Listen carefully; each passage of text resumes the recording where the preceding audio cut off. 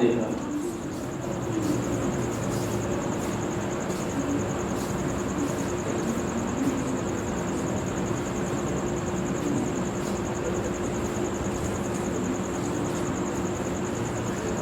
لا حول ولا قوة إلا بالله العلي العظيم۔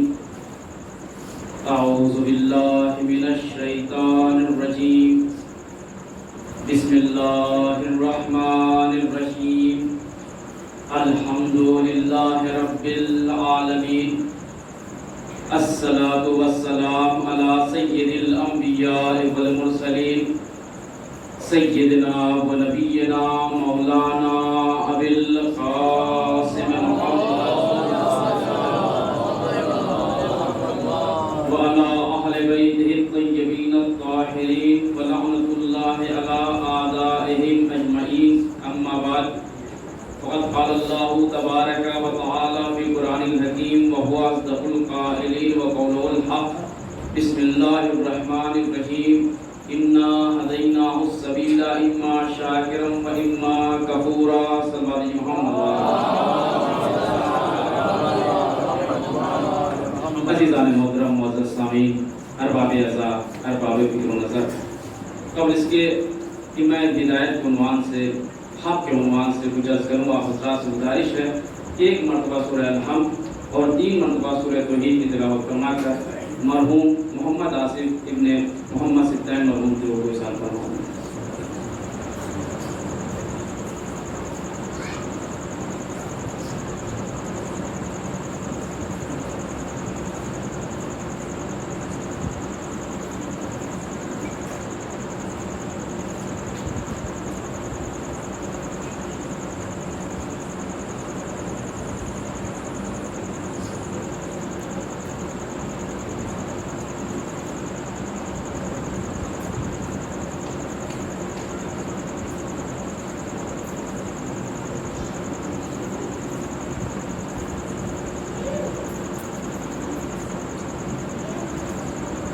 عزیزان محترم، ارباب فکر و نظر، ارباب اعزاز، یہ پروردگار عالم کی عطا ہے، یہ اس کا کرم ہے، یہ اس کی بخشش ہے، یہ اس کا حسن نظر ہے کہ اس نے ہمیں ایسے گھرانوں میں پیدا کیا جہاں گھٹیوں میں مودت اہل بیت پلائی گئی، جہاں لوریوں میں صدائے یا حسین سنائی گئی۔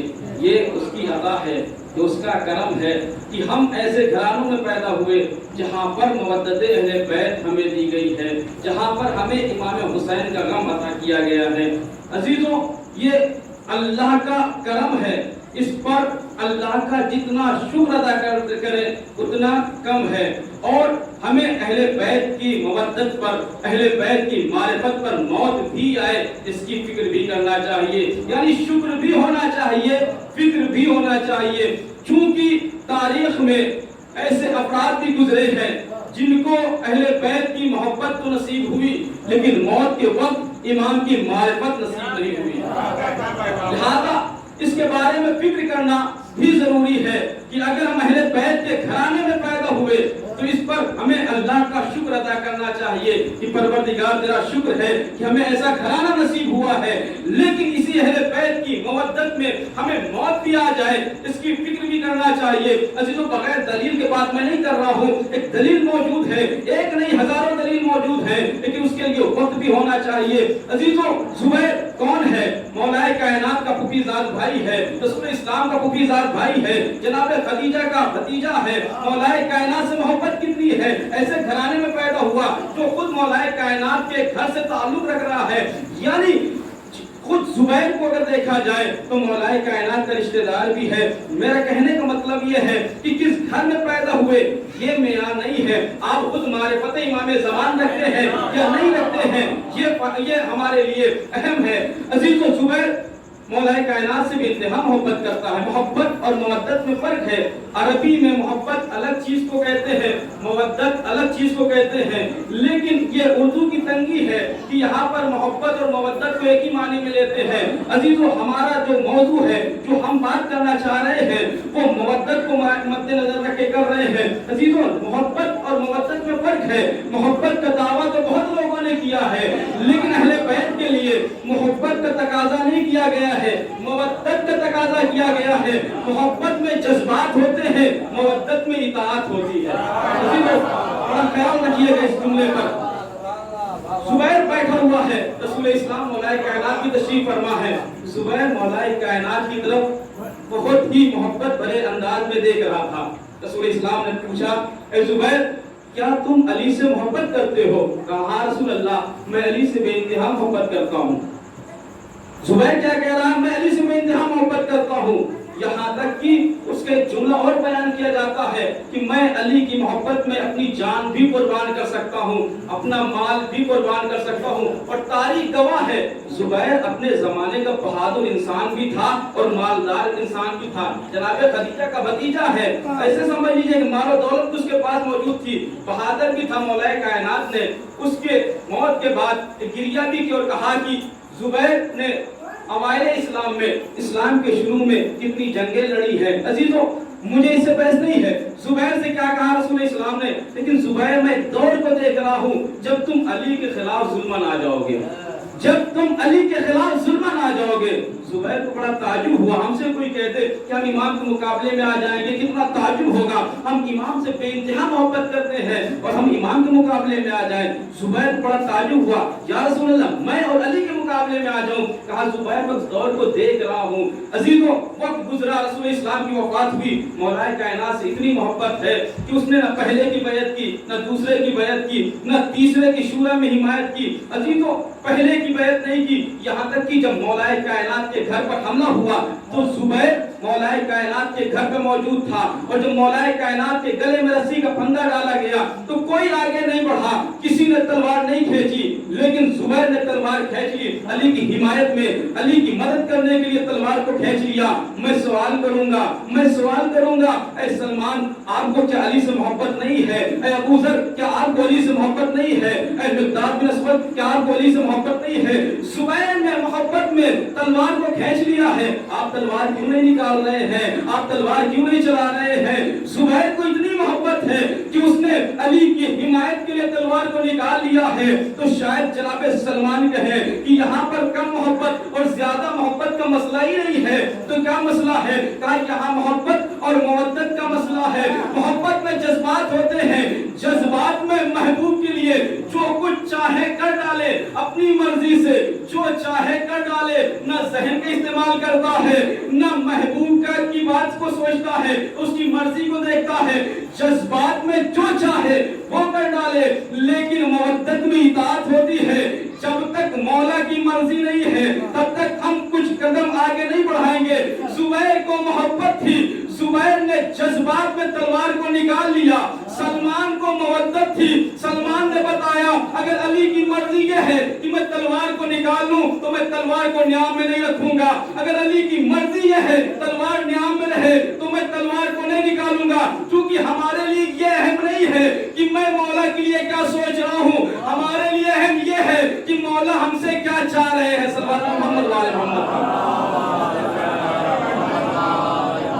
عزیزوں جناب سلمان اور زبیر کے عمل نے بتا دیا کہ محبت اور مودت میں بہت فرق ہے۔ محبت انسان کو دھوکہ دے سکتی ہے، کہ یوں کہوں محبت دم توڑ سکتی ہے لیکن مودت دم نہیں توڑ سکتی۔ محبت کرنے والا جنگ جمل میں مولا کائنات کے مقابلے میں آ گیا، زبیر مولا کائنات کے مقابلے میں آ گیا، اور زبیر کے لیے مولا کائنات نے فرمایا القاتل والمقتول کلاہما فی النار، یعنی قاتل بھی جہنمی ہے، مقتول بھی جہنمی ہے۔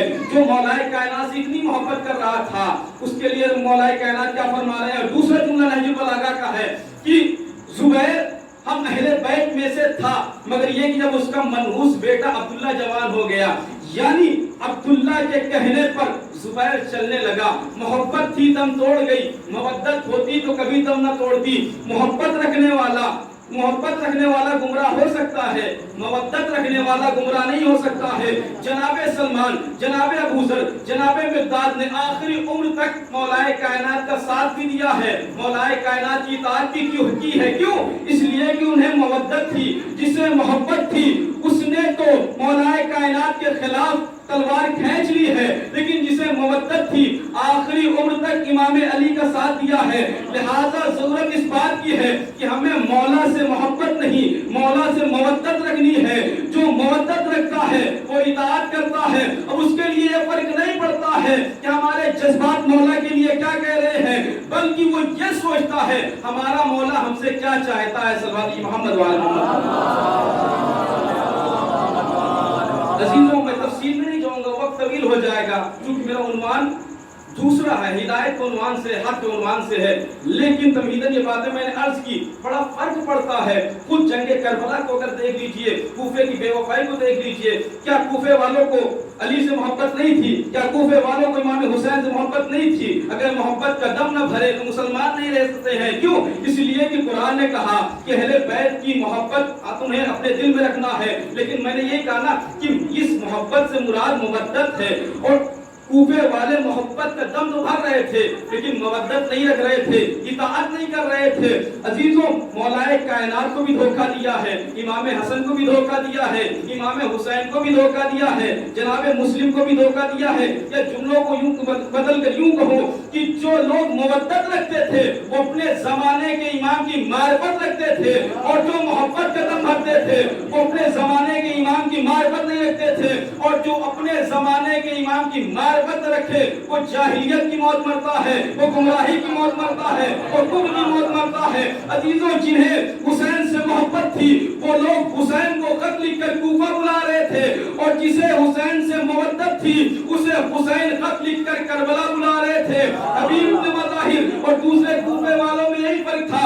کوفے والے امام حسین سے محبت کا دم بھر رہے تھے، لیکن حبیب بن مظاہر کو امام حسین سے محبت تھی. صلوات محمد وعلی محمد پر. عزیزوں، خود کربلا والوں نے بھی بتایا ہے کہ ہم کیا امام کے لیے سوچتے ہیں یہ معیار نہیں ہے، یہ اہم نہیں ہے. ہمارا زمانے کا امام ہم سے کیا چاہتا ہے یہ معیار ہے. میں خود سوال کروں گا جناب زہیر اور سعید سے کہ جناب زہیر اور سعید کو امام حسین نے ظہر کی نماز کے لیے آگے کھڑا کر دیا. اے زہیر اور سعید، کیا آپ کے دل میں یہ تمنا نہیں تھی؟ کیا آپ کو نماز سے عشق نہیں تھا؟ آپ کے دل میں یہ تمنا نہیں تھی کہ آخری نماز امام حسین کے پیچھے پڑھ لے، اپنے زمانے کے امام کے پیچھے پڑھ لے؟ کیا آپ کو شوق نہیں تھا؟ آپ کو پلٹ کر امام حسین سے کہنا چاہیے تھا مولا میں چاہتا ہوں کہ آخری نماز میں آپ کے پیچھے پڑھ لوں. لیکن آپ نے یہ نہیں کہا. کیوں نہیں کہا؟ کیا آپ کو نماز سے محبت نہیں تھی یا امام کے پیچھے نماز پڑھنے کا شوق نہیں تھا؟ تو شاید جناب زہیر اور سعید یہی کہیں ہمیں نماز سے بھی محبت تھی، امام حسین کے پیچھے نماز پڑھنے کا بھی شوق تھا. لیکن ہمارے لیے اہم نہیں ہے کہ ہم کیا سوچتے ہیں، ہمارے لیے یہ اہم ہے ہمارا امام ہم سے کیا چاہتا ہے. اگر ہمارا امام یہ چاہتا ہے کہ ہم ان کے پیچھے نماز پڑھیں تو ہم نماز پڑھنے کے لیے آمادہ ہو جائیں گے. اگر ہمارا زمانے کا امام یہ چاہتا ہے کہ نمازیوں کی حفاظت کرے تو اس وقت ہماری ذمہ داری یہ بنتی ہے کہ ہم نمازیوں کی حفاظت کریں. ہمارا کیا سوچنا ہے، ہماری کیا مرضی ہے، یہ اہم نہیں ہے. ہمارے زمانے کے امام کی کیا مرضی ہے یہ اہم ہے. صلوات محمد وعلی محمد.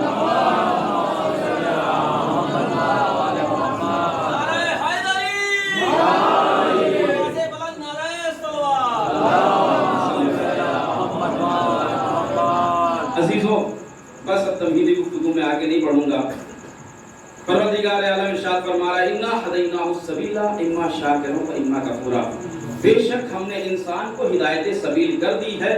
اب انسان کا اپنا اختیار ہے، چاہے اس راستے پر چل کر میرا شاکر بندہ بن جائے کہ اس راستے سے بھٹک کر کافر بندہ بن جائے. انسان کا اپنا اختیار ہے، چاہے وہ علم کا راستہ اپنائے یا جہالت کا راستہ اپنا لے، چاہے وہ نور کا راستہ اپنائے یا ظلمت کا راستہ اپنا لے. انسان کا اپنا اختیار ہے، چاہے حق کا راستہ اپنا لے یا باطل کا راستہ اپنائے. اگر علم کا راستہ اپنائے گا تو باقی رہے گا، جہالت کا راستہ اپنائے گا تو فنا ہو جائے گا، نور کا راستہ اپنائے گا تو باقی رہے گا، اگر ظلمت کا راستہ اپنائے گا تو ختم ہو جائے گا، حق کا راستہ اپنائے گا تو باقی رہے گا، لیکن اگر باطل کا راستہ اپنائے گا تو وہ فنا ہو جائے گا.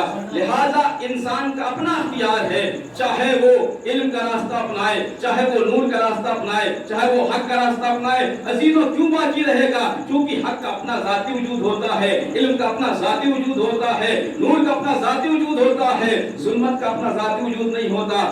اور جہالت کا کوئی اپنا ذاتی وجود نہیں ہوتا، باطل کا اپنا کوئی ذاتی وجود نہیں ہوتا۔ دلیل دیتا ہوں عزیزو، علم کا اپنا ذاتی وجود ہوتا ہے، اس لیے علم کو پھیلانے کے لیے مدرسے بنتے ہیں، کالجز بنتے ہیں، یونیورسٹیز بنتی ہیں۔ اگر جہالت کا بھی اپنا وجود ہوتا تو اسی طریقے سے جہالت کو پھیلانے کے لیے مدرسے بنتے، کالجز بنتے، یونیورسٹیز قائم کی جاتی، کوچنگز ہوتی۔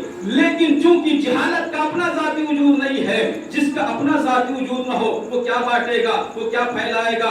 عزیزوں، جہاں پر علم نہیں ہوگا وہاں پر جہالت ہوگی، جہاں پر علم نہیں ہوگا وہاں پر جہالت ہوگی، کیونکہ علم کا رد عمل جہالت ہے۔ علم جہاں پر نہیں ہوگا وہاں پر جہالت ہوگی۔ علم حق ہے، حق کے لیے کیا اہل لغت کہتے ہیں؟ حق اسے کہتے ہیں جس کے اندر صفات قدمی پائی جائے، جو مستحکم ہو اسے حق کہا جاتا ہے۔ جس کے اندر تزلزل پایا جائے، جس کے اندر استحکام نہ پایا جائے اسے باطل کہا جاتا ہے۔ باطل کے لیے کہا جاتا ہے جیسے پانی میں جو حباب بارش ہوتی ہے، آج کل جو بارش ہوئی ہے اس میں دیکھا ہوگا جب پانی برستا ہے تو اس میں حباب ہوتے ہیں، بلبلے نکلتے ہیں۔ حباب کا اپنا ذاتی وجود نہیں ہوتا ہے، اس پانی کا رد عمل ہوتا ہے، پانی کا اپنا ذاتی وجود ہوتا ہے۔ بلبلے ختم ہو جاتے ہیں، کیوں ختم ہو جاتے ہیں؟ کیونکہ ان کا اپنا ذاتی وجود نہیں ہوتا، اس پانی کا رد عمل ہوتا ہے۔ علم کا اپنا ذاتی وجود ہوتا ہے، جہالت کا اپنا ذاتی وجود نہیں ہوتا۔ ایک مقصد کی طرف لے جاؤں گا، انشاءاللہ محظوظ ہوں گے۔ عزیزو، علم کا اپنا ذاتی وجود ہوتا ہے، جہالت کا اپنا ذاتی وجود نہیں ہوتا، اور نور کا اپنا ذاتی وجود ہوتا ہے، ظلمت کا اپنا ذاتی وجود نہیں ہوتا۔ دلیل کیا ہے؟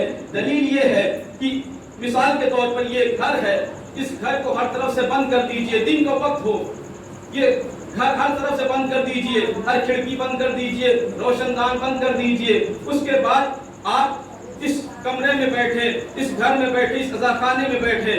عزیزوں، اگر آپ دیکھنا چاہیں کہ نور کا اپنا ذاتی وجود ہے، ظلمت کا اپنا ذاتی وجود نہیں ہے، اس کو ثابت کر رہا ہوں۔ عزیزوں، آپ نے ہر طرف سے گھر کو بند کر دیا، باہر سے اجالا آنے کی کوئی گنجائش نہیں چھوڑی، لیکن اگر کوئی ایک سوراخ بھی چھوٹا رہ جائے گا، ایک سوراخ بھی رہ جائے گا تو نور باہر سے آئے گا، اجالا باہر سے آئے گا۔ عزیزوں، آپ کہیں چونکہ اجالا باہر کثرتوں میں تھا اور نور باہر، نور جو تھا وہ کثرتوں میں تھا، اندر اندھیرا جو تھا وہ قلتوں میں تھا، اس لیے وہ اجالا اس قلت پر بھاری پڑ گیا ہے۔ تو یہی کام آج رات ہے، آپ بند کر دیجئے اس کمرے کو، لائٹ بجھا دیجئے، لائٹ بجھا دیجئے، اور اس کے بعد دیکھیے کہ ایک بلب صرف اگر جل رہا ہے، صرف ایک بلب جل رہا ہے اور ہر طرف سے آپ نے بند کر دیا ہے، باہر اجالا کثرتوں میں ہے، ہر طرف اندھیرا ہی اندھیرا پھیلا ہوا ہے، ظلمت ہر طرف پھیلی ہوئی ہے، آپ پورے گھر کو بند کر دیجئے، صرف ایک چھوٹا سا بلب جلا دیجئے، کیا اندھیرے کی، کیا ظلمت کی مجال ہے کہ وہ اندر آ جائے؟ کیا وہ اندر آ جائے؟ لیکن اگر ایک سوراخ بھی کھلا رہ جائے گا تو یہ اجالا باہر تک جائے گا۔ کیوں جائے گا؟ کیونکہ جس کا اپنا ذاتی وجود ہو وہ پہچانواتا ہے، وہ بتاتا ہے۔ عزیزوں، ظلمت کا اپنا ذاتی وجود ہوتا تو وہ آ کے ٹکراتا اور اس کے مقابلے میں آ کے کھڑا ہوتا، لیکن مقابلے میں آ کے نہیں کھڑا ہو پا رہا ہے۔ کیوں؟ کیونکہ اس کا اپنا ذاتی وجود نہیں ہے، نور کا اپنا ذاتی وجود ہے، لہذا یہ نور باہر تک جا کر اپنے آپ کو پہچانوائے گا اور ٹکرائے گا، اجالا اندھیرے کو ختم کرے گا۔ عزیزوں، کیوں؟ اس لیے کہ علم حق ہے، نور حق ہے، حق باطل کے مقابلے میں جب آتا ہے تو باطل فنا ہو جاتا ہے۔ کیوں؟ کیونکہ حق کا اپنا ذاتی وجود ہوتا ہے، باطل کا اپنا ذاتی وجود نہیں ہوتا ہے۔ اب مجھ سے یہ کوئی نہ کہے کہ کربلا میں کون جیتا، کربلا میں کون ہارا، بس اتنا بتا دو کربلا میں وارث نور کون تھا، وارث علم کون تھا، وارث حق کون تھا۔ یا جملوں کو مختصر کروں اور یوں کہوں، کربلا میں کون حق تھا، کون علم تھا، کون نور تھا، کس کی طرف جہالت تھی، کس کی طرف ظلمت تھی، کون باطل پر تھا۔ اب یہ مت کہو کربلا میں کون جیتا، کربلا میں کون ہارا، بس اتنا سوچ لو حق جب آ جاتا ہے باطل فنا ہو جاتا ہے۔ حسین کربلا میں جیتے ہیں، اس کی جیتی جاتی دلیل یہ ہے کہ جعل حق زہق الباطل ان الباطل کان زہوقا۔ قرآن کی آیت کہتی ہے جب حق آ جاتا ہے تو باطل فنا ہو جاتا ہے۔ حق کا کام ہے بس آ جانا، حق باطل سے لڑتا نہیں ہے، نور ظلمت سے لڑتا نہیں ہے، علم جہالت سے لڑتا نہیں ہے، علم بس آ جاتا ہے، جہالت ختم ہو جاتی ہے، نور آ جاتا ہے، ظلمت ختم ہو جاتی ہے، حق آ جاتا ہے، باطل ختم ہو جاتا ہے۔ اب یہ مت کہو کہ حسین کو یزیدیت جھیل کے لے کر آئی تھی، بلکہ امام حسین یزیدیت کو کو کھیل کے کربلا میں لے کر آئے تھے اور اس طرح سے ختم کیا ہے اور بیعت کو اس طرح سے مردہ کیا ہے کہ اس جنازے کو لے کر سید سجاد جب دربار میں پہنچے ہیں اور خطبہ دینا شروع کیا، جب علم نے بولنا شروع کیا، جب نور نے بولنا شروع کیا، جب حق نے بولنا شروع کیا، جہالت گھبرا گئی، ظلمت پریشان ہو گئی، باطل گھبرا گیا، حیرت میں پڑ گیا کہ کون بول رہا ہے؟ میں حاکم ہوں، میں تخت حکومت پر بیٹھا ہوا ہوں، میرے پاس سپاہی ہیں، میرے پاس خنجر ہے، میرے پاس نیزے بردار ہے، لیکن جس کے ہاتھوں میں ہتھکڑی ہے، جس کے پیروں میں بیڑی ہے، جس کے گلے میں دو کے خاردار ہے، جو اسیر ہے وہ ایسے بول رہا ہے، اسے پتا چل گیا میرے سامنے علم بول رہا ہے، میرے سامنے نور بول رہا ہے، میرے سامنے حق بول رہا ہے، اور سمجھ گیا کربلا میں علم جیت چکا ہے، نور جیت چکا ہے، حق جیت چکا ہے، ہمارا جو مقصد تھا وہ کربلا میں ہار چکا ہے، حسین کا جو مقصد تھا وہ کربلا میں جیت چکا ہے۔ فوراً کہتا ہے اے مؤذن جا کر اذان دے دے، باب عظمت میں تیری یہ ہے دلیل روشن، تیرا دشمن بھی تیرے حق میں بیعت دیتا ہے، وہ گلاہٹ تیرے خطبوں کے سبب تھی سجاد، ورنہ کافر بھی کہیں حکم عزا دیتا ہے۔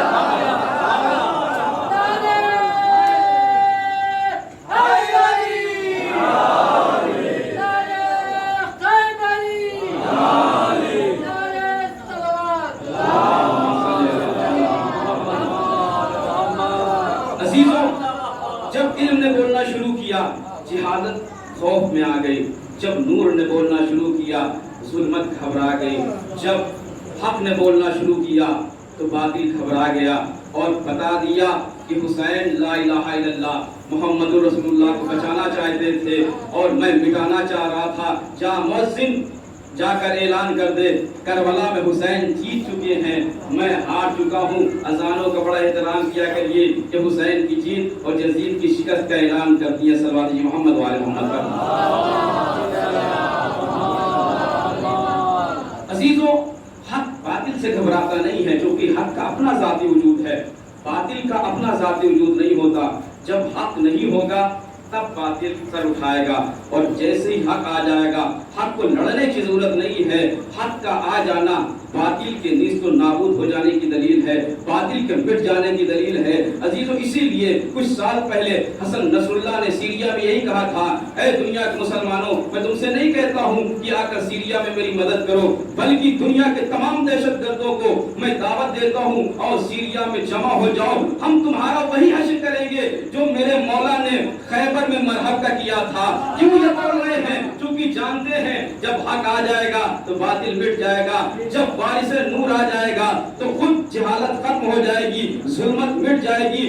جناب حسن نصر اللہ نے بتایا کہ دیکھو حق باطل سے گھبراتا نہیں ہے، بلکہ باطل حق سے گھبراتا ہے، اور حق کے اندر طاقت پائی جاتی ہے، جس کے اندر طاقت پائی جائے وہ کمزور نہیں ہوتا ہے، کمزور وہ ہوتا ہے جس کے اندر باطل پایا جائے، جو باطل پہ ہوتا ہے وہ کمزور ہوتا ہے، جو حق پر ہوتا ہے وہ مستحکم ہوتا ہے، وہ مضبوط ہوتا ہے۔ عزیزوں، دلیل دیکھیے، دلیل دوسری دلیل دے رہا ہوں۔ عزیزوں، محسوس کریے گا کہ یہ فرش ازا نے، اس عزاداری نے کتنا شیعت کو فائدہ پہنچایا ہے، کتنا حسینیوں کو جس نے بصیرت کی نظر سے اس فرش ازا کو دیکھا ہے اسے کتنا فائدہ پہنچا ہے۔ حسن نصر اللہ نے کیوں کہا تھا جب اسرائیل کو شکست دی تھی، جب ان سے پوچھا گیا کہ آپ نے کیسے آپ نے یہ اتنی بڑی جنگ جیت لی جسے خود حکومت لڑ رہی تھی اور جیت نہیں پا رہی تھی۔ عزیزوں، کیسی جنگ تھی؟ ایسی جنگ تھی کہ 22 سال تک اسرائیل مسلسل لبنان پر حملہ کر رہا تھا اور حکومت لبنان کو تباہ و برباد کر دیا تھا، ہر طرح سے حملہ ہو رہا تھا، زمینی حملہ بھی ہو رہا تھا، آسمانی حملہ بھی ہو رہا تھا، سمندری حملہ بھی ہو رہا تھا، ہر طرح سے حملہ ہو رہا تھا، حکومت لڑ رہی تھی لیکن قصبہ ہو رہی تھی، حکومت تباہ و برباد ہو رہی تھی۔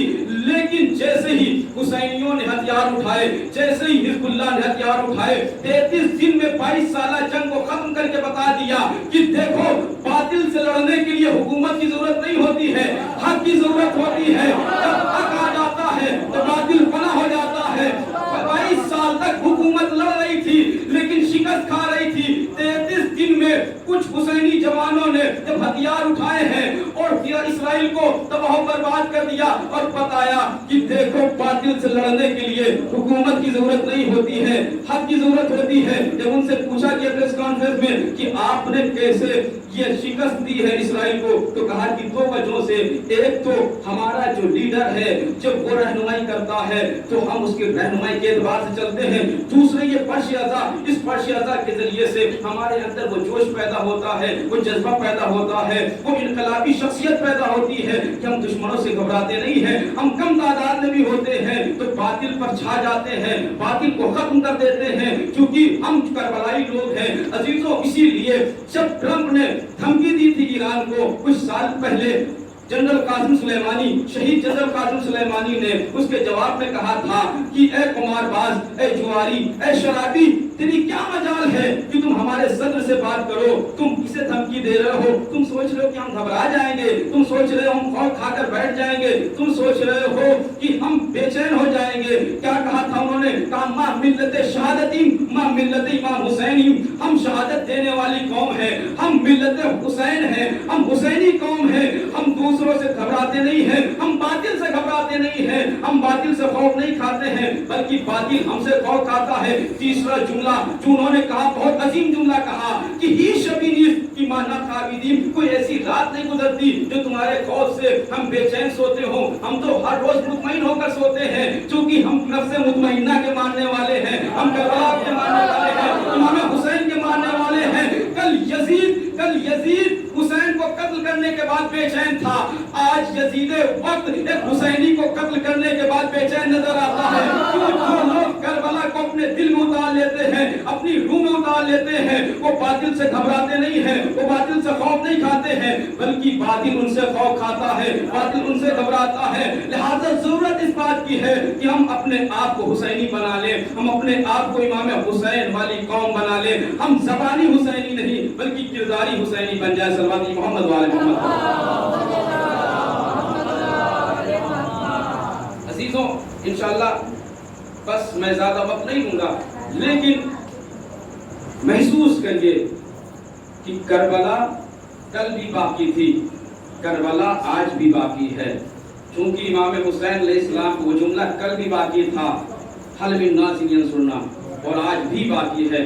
لہذا ہر حسینی کی ذمہ داری ہے کہ جس طریقے سے کل کے حسینیوں نے امام حسین کی مدد کی تھی, اسی طریقے سے آج کے حسینی بھی دم قدم ہر وقت جب بھی موقع ملے تو ہمیں سوچنا چاہیے کہ ہم کربلا میں ہی رہیں, امام حسین کے ہم رکعت ہی رہیں, کیونکہ ہمارے لیے خود ایک جملہ مستحب قرار دیا گیا ہے اور اعمال میں شامل ہے, یا لیتنی کنت معکم فافوز معکم, کاش ہم کربلا میں ہوتے اور اسی عظیم قربانی میں ہم بھی فیض ہوتے. عزیزوں, یہ جملہ صرف ہمارا کاش والا نہیں بلکہ ہمارے ضمیر میں اتر جانا چاہیے. عزیزوں, جن لوگوں کے کردار پر بتاتے ہیں کہ ہم حسینی ہیں, وہ لوگ کربلا میں حسین کے ساتھ شامل ہیں. دلیل کیا ہے؟ دلیل یہ ہے, جنگ صفین کے بعد ایک شخص نے کہا کہ اے مولا, اے کاش میرا بھائی بھی ہوتا اور اگر آپ کے ساتھ آج جنگ میں ہوتا تو کتنا خوش ہوتا. امام نے فرمایا, کیا اس کی نیت, کیا اس کا کردار ہم جیسا تھا؟ یعنی جو نیت آپ کی ہے, جو نیت تمام لشکر والوں کی ہے, جو کردار تمہارا ہے وہی کردار تمہارے بھائی کا بھی تھا. تو کہا ہاں مولا, اس کا کردار اور اس کی نیت ہمارے جیسے تھی. تو امام نے مسکرا کے فرمایا, آج ہماری جنگ میں تمہارا بھائی کیا, وہ بچے بھی شامل تھے جو باپ کے سلگوں میں ہیں, ماں کی رحموں میں ہیں. اسی طریقے سے ہم بھی کہہ سکتے ہیں کہ ہم بھی کربلا میں ہیں, لیکن اگر ہمارا کردار حبیب بن مظاہر جیسا ہوگا, اگر ہمارا کردار زہیر کین جیسا ہوگا, اگر ہمارا کردار مسلم بن اوسجا جیسا ہوگا, اگر ہمارا کردار ابو ثمامہ سیلابی جیسا ہوگا, اگر ہمارا کردار بریر حمدانی جیسا ہوگا, جب اس طریقے کا کردار ہوگا تو ہم کہہ سکتے ہیں کربلا میں ہم حسین کے ساتھ ساتھ ہیں. صلوات محمد والے محمد. عزیزان محترم, لہذا دم قدم ہر وقت لمحہ بلمحہ ہمیں فکر کرنا چاہیے کہ ہم اللہ کے شاکر بندے ہیں یا جو اللہ نے حسین جیسی دولت دی ہے, امام علی جیسی دولت دی ہے. خود علامہ امینی کہتے ہیں, شیعوں اس بات پر فخر کیا کرو کہ اللہ نے صرف ایک علی پیدا کیا, وہ بھی تمہارے حصے میں آیا ہے.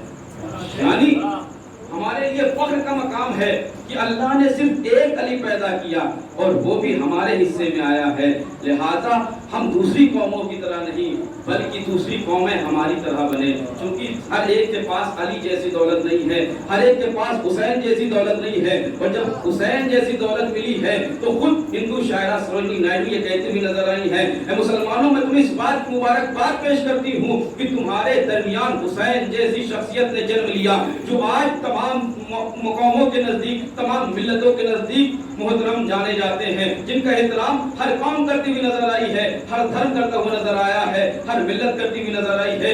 یعنی حسین ہمارے درمیان پیدا ہوئے تو ہمارے لیے باعث فخر ہو گئے ہیں، لہٰذا ہمیں بھی وہ ملت بننا چاہیے جو حسینی ملت ہے، ہمارا کردار بھی وہی ہونا چاہیے جو حسینی کردار ہے۔ امام حسین کربلا میں گئے کیوں تھے؟ امام حسین کا کربلا میں جانے کا مقصد کیا تھا؟ امام حسین کربلا میں کیوں قربان ہوئے ہیں؟ امام حسین کی قربانی کا مقصد کیا ہے؟ اگر اس چیز کو ہم نہیں سمجھیں گے تو امام حسین کی شہادت رائگاں چلی جائے گی۔ امام حسین کربلا میں شہید ہوئے، ہر انسان کو رونا چاہیے۔ عزیزو، امام حسین کربلا میں شہید ہوئے، امام حسین پر تو پتھروں نے بھی آنسو بہایا ہے، آسمانوں نے بھی آنسو بہایا ہے، زمین نے بھی خون اگلا ہے۔ عزیزو، امام حسین کی قربانی ایسی ہے کہ چرند اور درند ہر ایک نے آنسو بہایا ہے۔ اگر ہم نہیں آنسو بہائیں گے تو کون بہائے گا؟ لیکن اگر امام حسین کی قربانی کا مقصد نہیں سمجھیں گے تو عزیزوں کوئی فائدہ نہیں رہے گا دوسری قوموں میں اور ہمارے میں۔ امام حسین نے تمنا کی تھی، آخری وقت میں امام حسین کہہ رہے ہیں حل من ناصر ینصرنا، کوئی ہے جو میری مدد کرے۔ عزیزوں، میں کہوں گا مولا آپ نے شب عاشور کہا تھا کہ جو جانا چاہے چلا جائے، اور آپ عصر عاشور کہہ رہے ہیں کوئی ہے جو میری مدد کرے۔ آپ کو جب مدد کی ضرورت نہیں تھی تو آپ کہہ رہے تھے کہ چلے جائے، اب آپ کو کون سی مدد کی ضرورت پڑ گئی ہے؟ کیا آپ کو تلوار چلانے والے چاہیے؟ کیا آپ کو نیزہ بردار چاہیے؟ تو امام فرمائیں گے نہیں، مجھے قیامت تک کے لیے ساتھی چاہیے۔ اگر زمانے میں کوئی ظالم پیدا ہو تو کوئی مظلوم کی حمایت کرنے والا بھی موجود ہو، اگر کوئی گنہگار ہو اس گنہگار کی اصلاح کرنے والا بھی موجود ہو، اگر دنیا میں کوئی شمر عروج پائے تو کوئی حبیب ابن مظاہر بھی موجود ہو۔ لہذا میں قیامت تک کے لیے مدد کا مطالبہ کر رہا ہوں۔ کل میں نے کوفے سے اپنے دوست حبیب ابن مظاہر کو بلایا تھا مدد کے لیے، اور کل قیامت تک کے لیے میں تمام ان لوگوں کو بلانا چاہ رہا ہوں جو دل سے مجھے دوست رکھتے ہوں، جو دل سے میری معرفت رکھتے ہوں، جو دل سے مجھے امام مانتے ہوں، جو مجھے دل سے اپنا رہبر مانتے ہوں۔ میں نہیں چاہتا کوئی بھی زمانے میں ظالم سر اٹھائے اور مظلوم کی کوئی حمایت کرنے والا موجود نہ ہو۔ میں نہیں چاہتا کہ دنیا گمراہی کی طرف جا رہی ہو اور کوئی اصلاح کرنے والا موجود نہ ہو۔ میں نہیں دیکھنا چاہتا ہوں کہ کوئی برائی کی طرف جا رہا ہو اور کوئی برائی سے روکنے والا موجود نہ ہو۔ لہذا میں ہر زمانے کے مسلمانوں سے، ہر زمانے کے حسینیوں سے میں سوال کر رہا ہوں، کوئی ہے جو میری مدد کرے؟ کیوں حسین نہیں چاہتے ہیں کوئی گمراہ رہے؟ کیوں حسین چاہیں گے؟ حسین ہدایت کا چراغ اور کشتی نجات ہے، لہذا حسین چاہتے ہیں کہ ہر کوئی ہدایت کی طرف آئے، ہر کوئی نجات پا جائے۔ لجام فرس پہ ہاتھ ڈالنے والے کو بھی معاف کر کے امام حسین نے بتایا حسین کسی کو گمراہ نہیں دیکھنا چاہتے۔ حسین خود تو مصیبت برداشت کر سکتے ہیں لیکن کسی کو گمراہ نہیں دیکھ سکتے ہیں۔ اگر حر نے سچے دل سے توبہ کی تو امام حسین نے گلے سے لگا لیا۔ زہیر کین کو پیغام بھیجا، عثمانی فرقے سے تعلق رکھتے تھے لیکن جب زہیر کین کو پیغام پہنچایا تو زہیر کین نے امام حسین کی دعوت پر لبیک کہا۔ میں کہوں گا مولا آپ نے بہت سے لوگوں کو راستے سے واپس کر دیا ہے، آپ یہاں پر عثمانی فرقے کے لوگوں کو بلا رہے ہیں تو شاید امام کہے کہ میں دنیا والوں کو گمراہ نہیں دیکھنا چاہتا ہوں، میں چاہتا ہوں اگر میری آخری سانس کے تک بھی کوئی ہدایت کی طرف آنا چاہے تو میں چاہتا ہوں کہ دنیا والے ہدایت کریں۔ میں تعریف کروانے کے لیے نہیں، میں ہدایت کرنے کے لیے آیا ہوں۔ جس لمحے بھی کوئی ہدایت کی طرف آئے گا حسین اسے گلے سے لگا لے گا۔ عبید اللہ ابن حجوفی کو امام سمجھا رہے ہیں، عثمانی فرقے سے تعلق رکھتا ہے، امام علی کے مقابلے میں جنگ صفین میں آ چکا ہے لیکن امام اسے بلا رہے ہیں۔ کیوں بلا رہے ہیں؟ امام نہیں چاہتے ہیں دنیا کا کوئی انسان گمراہ ہو جانے پائے، کیونکہ حسین ہدایت کرنے کے لیے آئے ہیں۔ جب حسین کی یہ ذمہ داری کی اسی وہی ذمہ داری حسینیوں کی بھی ہونی چاہیے کہ کوئی گمراہ نہ ہونے پائے، کوئی گمراہ رہنے نہ پائے۔ لہذا ہماری ذمہ داری وہی ہونا چاہیے جو امام حسین نے ذمہ داری ہم کو سونپی ہے۔ صلوات محمد والے محمد۔ عزیزوں وقت طویل ہو گیا، میں اپنی بات کو روکتا ہوں. میں نے سوچا تھا 2-4 جملے اور الگ کے بیان کروں گا، لیکن وقت طویل ہو گیا. یہیں سے میں مسائل کے 2-4 جملے اور آپ کی زحمت تمام. عزادارو، امام حسین کی قربانی اگر کسی نہ کسی مقصد کے تحت تھی تو حسین کی فرش ازا بھی کسی نہ کسی مقصد کے تحت ہونی چاہیے، چونکہ اس فرش ازا کو بچھانے والا کوئی اور نہیں بلکہ حسین کا مظلوم بیٹا سید سجاد ہے، حسین کی مظلومہ بہن حسین کے اولیاء مقام ہے. عزادارو، مرحوم کا کچھ عرصے پہلے، یوں کہوں کچھ سال پہلے انتقال ہوا. عزادارو، بچے آج تک بے چین ہیں، مضطرب ہیں، چونکہ باپ کا سایہ سر سے اٹھ گیا ہے. گھر والے مضطرب نظر آتے ہیں، بھائی مضطرب نظر آتا ہے، اور جتنے رشتہ دار ہیں ہر ایک کے اندر اضطرابی کیفیت ہے. چونکہ کوئی اپنا اس دنیا سے رخصت ہو جائے، کوئی اپنا بچھڑ جائے تو انسان کو بڑی تکلیف ہوتی ہے، بہت اذیت ہوتی ہے.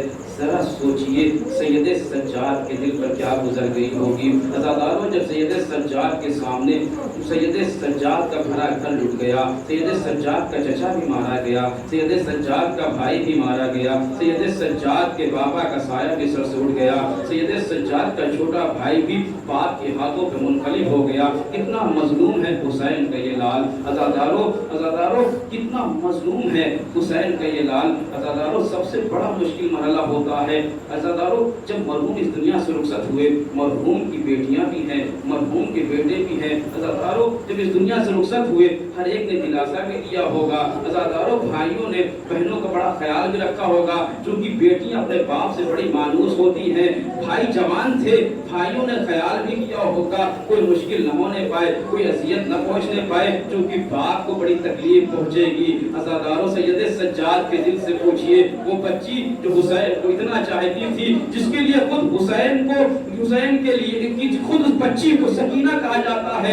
حسین کو کتنا سکون ملتا تھا سکینہ سے. جب سکینہ کے تازیانے لگائے جا رہے ہوں گے، جب سکینہ کے رخسار پہ تماچے لگائے جا رہے ہوں گے، جب سکینہ کے گوشوارے چھینے جا رہے ہوں گے، جب وہ بچی اپنے بھائی سے لپٹ کے کہتی ہوگی اے بھیا سجاد مجھے شرم سے بچا لیجئے، اے بھیا سید سجاد مجھے اشقیہ سے بچا لیجئے. عزاداروں، سید سجاد کے اوپر کیا گزر جاتی ہوگی. عزاداروں، کتنا سید سجاد جانتے ہیں میرا بابا کتنا اپنی بیٹی سے محبت کرتا تھا. سکینہ اپنے بابا سے کتنی محبت کرتی تھی. حسین جب چلنے لگے ہیں، آخری وقت ہے. عزاداروں، سکینہ اس بنی ہاشم سے تعلق رکھتی ہے، بہت ہی سمجھدار بچی ہے، لیکن عزاداروں سید سجاد کو بڑا صدمہ تھا سکینہ کا. عزاداروں، جب امام حسین آخری وقت کے لیے نکلے ہیں، جناب سکینہ نے خیمے میں نہیں کہا اے بابا مجھے اپنے سینے پہ سلا لو. عزاداروں، جب جناب امام حسین خیموں سے تھوڑا دور چلے گئے تو اس بچی نے کہا اے بابا آخری بار مجھے سینے سے سلا لو. اے بابا مجھے معلوم ہے کہ اب اگر آپ جائیں گے تو واپس نہیں آئیں گے. سکینہ کس کے سینے پر سوئے گی. عزاداروں محسوس کیجئے جلتی ہوئی خاک ہے. حسین لیٹ گئے، بچی سینے پر سو گئی، لیکن میں کہوں گا سکینہ اپنے بابا سے کہتی خیمے میں لے بابا مجھے سلا لیجئے. حسین خیمے میں سلا لیتے، لیکن آپ نے خیموں میں کیوں نہیں کہا کہ اگر اس وقت کہہ دیتی بابا مجھے اپنے سینے پر تو سلا لیتے. لیکن بہت سے بچے بھی یتیم ہوئے ہیں، انہیں احساس یتیمی ہو جاتا. عزاداروں، جس بچی کو اتنا خیال تھا دوسرے بچوں کا، عزاداروں جب اس بچی کے رخسار پہ تماچے لگ رہے ہوں گے، گوشوارے چھینے جا رہے ہوں گے، تازیانے لگ رہے ہوں گے، اس بچی پہ کیا گزر رہی ہوگی. اے بابا یہ وقت آ گیا ہے، کوئی تماچے لگا رہا ہے، کوئی گوشوارے چھین رہا ہے. عزاداروں، جب یہ بچی قید خانے شام میں دم توڑ گئی ہوگی، سید سجاد پر کیا گزر گئی ہوگی. کانپتے ہوئے ہاتھوں سے اس بچی کو سپرد خاک کیا. عزاداروں، پر میں سید سجاد کے 2 جملے مسائل کے بیان کروں گا بچوں کو تعزیت پیش کرنے کے لیے. عزیزوں، جب مرحوم کا انتقال ہوا، بچے جوان تھے، بڑے عزت و احترام کے ساتھ اپنے بابا کو غسل بھی دلوایا، اپنے بابا کو دفن بھی کروایا. لیکن سید سجاد کے دل سے پوچھئے جب کربلا میں 11 محرم کو سید سجاد کو اسیران اہل حرم کے ساتھ شہداء کی لاشوں کے درمیان سے گزارا گیا، کہیں پر علی اکبر کا لاشا تھا، کہیں پر قاسم کے پامال لاش کے ٹکڑے تھے، کہیں عباس کا لاشا تھا،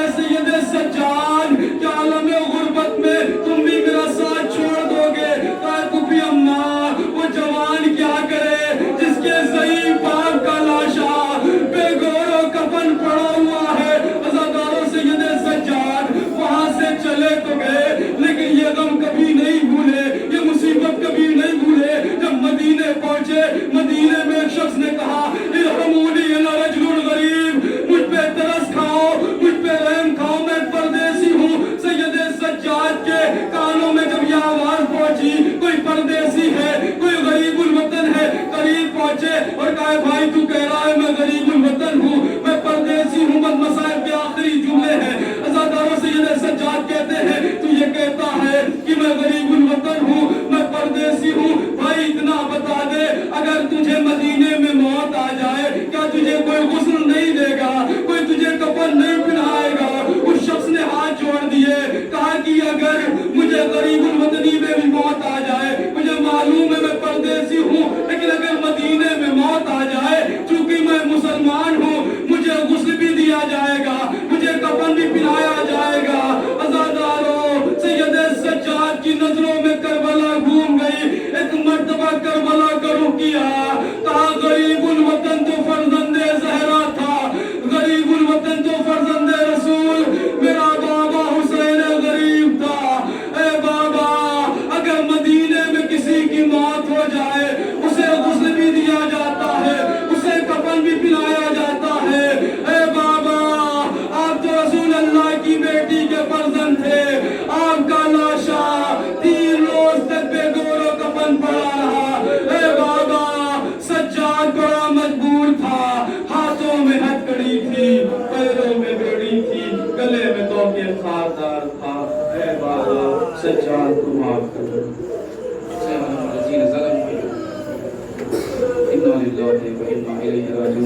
پروردگارا تجھے محمد و آل محمد کا واسطہ, جو مومن و مومنات پریشان حال ہے پریشانیوں کو دور فرما.